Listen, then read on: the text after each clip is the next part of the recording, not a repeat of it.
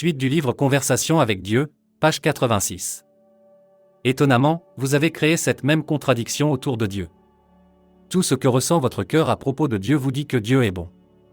Tout ce que vos enseignants vous disent à propos de Dieu c'est que Dieu est mauvais.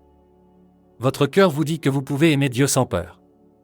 Vos enseignants vous disent qu'il faut craindre Dieu, car c'est un Dieu vengeur. Vous devez vivre dans la peur de la colère de Dieu, disent-ils.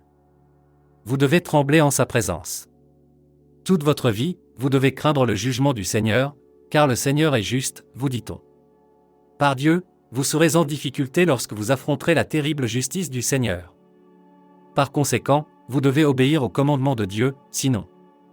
Surtout, ne posez pas de questions logiques telles que, si Dieu voulait une stricte obéissance à ses lois, pourquoi a-t-il créé la possibilité que ces lois soient violées?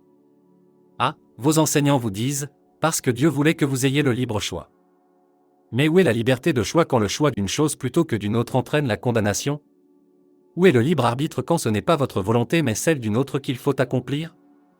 Ceux qui vous enseignent cela feraient de Dieu un hypocrite. On vous dit que Dieu est pardon et compassion, mais que si vous ne demandez pas ce pardon de la bonne façon, que si vous ne venez pas vers Dieu convenablement, votre requête ne sera pas entendue, votre cri tombera dans l'oubli. Même cela, ce ne serait pas si mal s'il n'y avait qu'une seule façon convenable, mais il y a autant de bonnes façons d'enseigner qu'il y a d'enseignants. La plupart d'entre vous passez donc la plus grande part de votre vie adulte à chercher la bonne façon de vénérer, d'obéir et de servir Dieu. L'ironie de tout cela, c'est que je ne veux pas de votre vénération, je n'ai pas besoin de votre obéissance et vous n'avez pas à me servir. Ces comportements sont ceux qu'ont exigé, historiquement, les monarques de la part de leurs sujets, et encore, en général les monarques égotistes, insécures et tyranniques. Ce ne sont d'aucune manière des demandes divines, et il semble remarquable que le monde n'ait pas déjà conclu que ces demandes sont contrefaites, car elles n'ont rien à voir avec les besoins ou désirs de la déité. La déité n'a aucun besoin. Tout ce qui est exactement cela, tout ce qui est. Par conséquent, elle ne veut rien et ne manque de rien, par définition.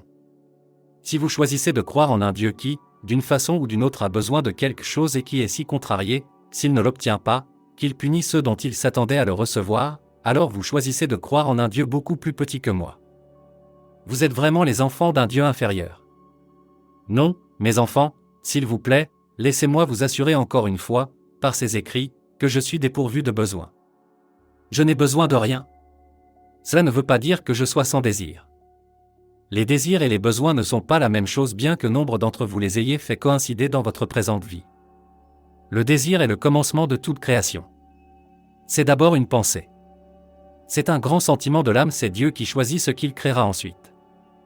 À suivre fidèlement la parole de vérité pour la suite, soyez bénis.